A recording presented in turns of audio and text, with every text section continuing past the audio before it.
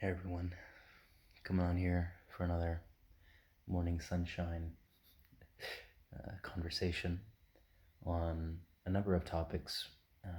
But as I was just kind of reflecting on them and journaling them out, I was reminded of a popular quote by Lao Tzu or Lao Tzu, which was, "Give fear nothing to oppose, and it will dissolve on its own." And when we look at the teachings of self-inquiry meditation, which if you've been following for some time, you've likely practiced with me, or any sort of emotional completion, resolution practices, energy healing, all of these kind of wrapped around the same topic of coming into a sense of wholeness within ourselves, awakening our complete and multidimensional bodies, and regenerating ourselves, coming back to a place of a natural fluidity with our energy and our anatomy. The majority of this is rooted in resolving where we have polarities towards particular topics. So, the method that came to me over the past few years that I've been teaching, to many of you, and that has been so remarkably transformative on my own path, which is this awareness method or self-inquiry, energy, laser-like surgery method that, you've probably heard me talk about many times, is a method in which is particularly effective in resolving charges or polarities that we feel in the body. So we could take any particular topic that we can conceive, or anything that's holding space in our consciousness, as I like to call it, when we close our eyes or when we're just sitting here and there's this one topic or one person or one thing on our mind that's very charged. And the charge being the key there, right? We have a particular thought about something, but that will hold a charge somewhere in the body. So when we look and find, okay, where is this being held in the body? Where can I locate this in the body? When I feel into this, then you've just identified the place of stagnation, the place where this energy is charged and holding that charge, often in your unconscious, because often you wouldn't have been aware of it previously, even though sometimes it's so obvious, or maybe not willing to look at it and feel into it. And thus, because of that, it projects outward into the boogeyman, right? So we have an issue with a particular person and we feel a charge towards them. The longer we go without resolving that charge within our own body, the more the charge grows as, in a sense, a virus, a projection virus towards the blame and the anger and all the hate towards that particular individual. So this process of coming into integration, coming into emotional completion, energetic completion within ourselves, within the myriad, the infinite number of different topics and scenarios and interactions, relationships that we come across day to day. This is essentially coming back to what that quote was pointing to, right? Giving fear nothing to oppose and will dissolve on itself. What we're saying is that the fear that we may have towards something is being fueled by our own attention. And often that attention is unconscious because it is charged by an energy that is held within our being, within our body, that we're unwilling or even unaware that we can feel it. Maybe because we haven't felt it for 20, 30, 40, 50, whatever years. And we may even believe that it's impossible to feel it because it's so strong, it's so intense, or we just haven't been taught these principles that our attention, our awareness to dive into these various points in the body that we feel a charge is the way in which we bring these aspects of ourselves into completion, into wholeness. And so when we're bringing aspects of ourselves into wholeness, we're dissolving the fragmentation, the separation we have from any particular aspect of consciousness, any particular person, place, or thing, or subject matter. And thus, we are not opposing it any longer, because we only hold opposition when there's an energetic charge towards something that we think is separate from us, right? And on the laws of consciousness or energy or the one unified field, everything is a part of us. Everything is ourselves. Our anatomy is the universe. The entirety of creation is our own anatomy. So ourselves, we call this the anatomy of God. The anatomy of God source is the entirety of creation. So there is nothing that could be separate from us. It is all a part of ourselves.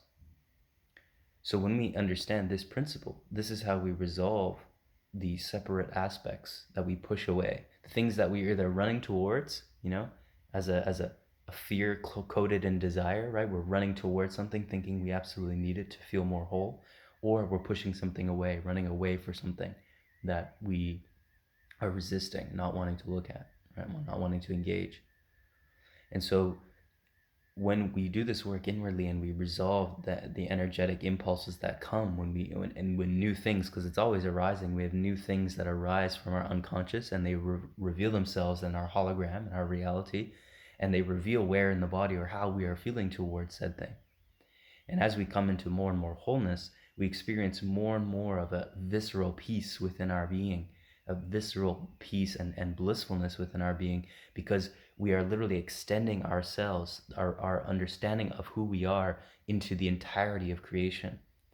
And thus, because of this, there's nothing we are opposing, because we see it all as a part of ourselves.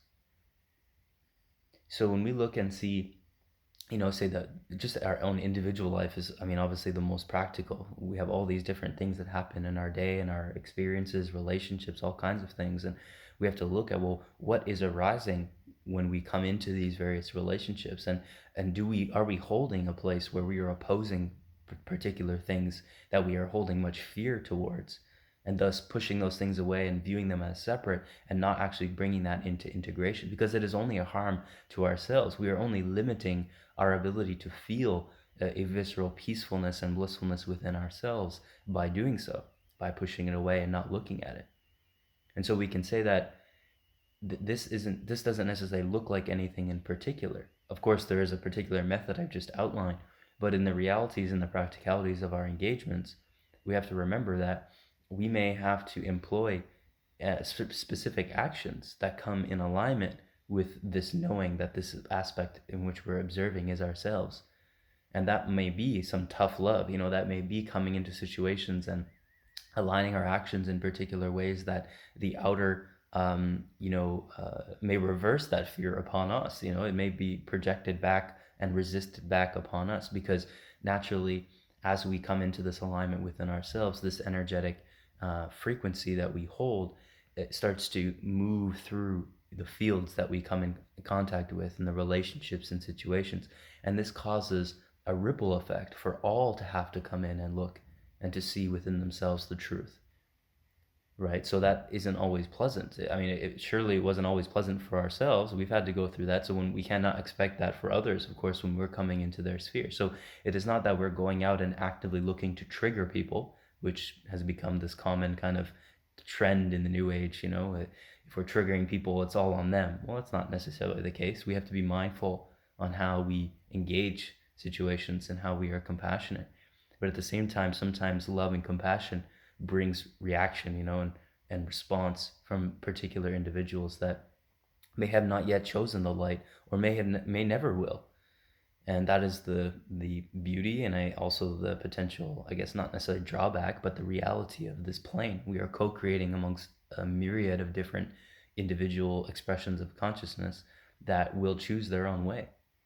And so this is kind of where we're coming to now, collectively, where we're seeing that our choices are really going to reveal the truth in all situations. It's going to reveal what is actually happening, on all levels of being. And it's going to, of course, bring up all kinds of things within us all, because we are going through this within ourselves, and then we're in close quarters, with many other beings, especially if we're interacting with the world, of course.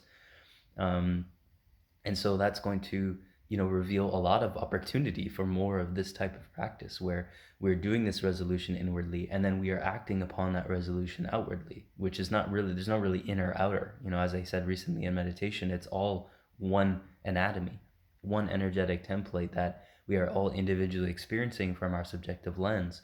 But, there isn't necessarily an inner and outer. And that's a bit more of an advanced topic, but it's just coming to see that everything we perceive is a part of ourselves.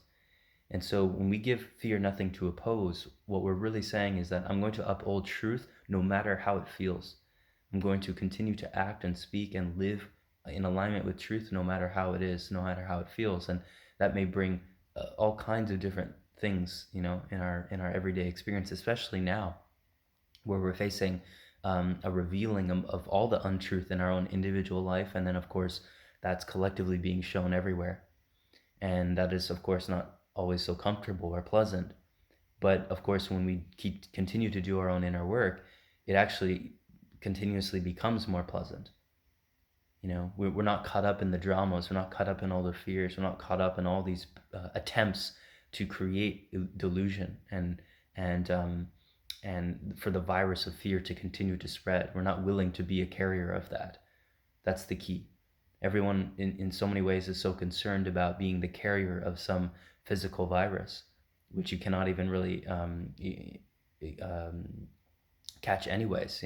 Physical viruses are not transmissible. These are revealing of toxicity within ourselves. The body's releasing toxicity, but nonetheless, so many are fearful and looking to not be the carrier of a physical virus. However, many still are the carriers of the most potent of viruses, which is fear.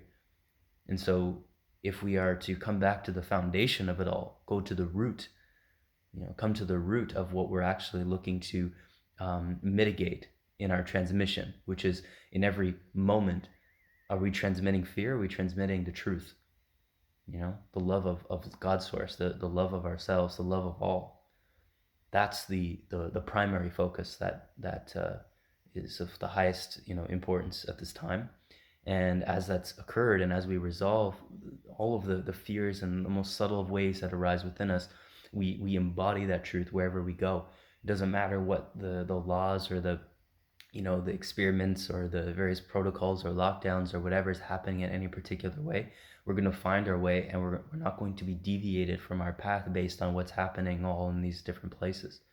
It may cause hindrances. It may, have us or ask of us to learn some elements of relative knowledge, like the laws of the land, the laws of the person, understanding the dynamics of strategy, and how we navigate, areas where there are physical threats or things of this nature. We do not become impractical by way of living this way.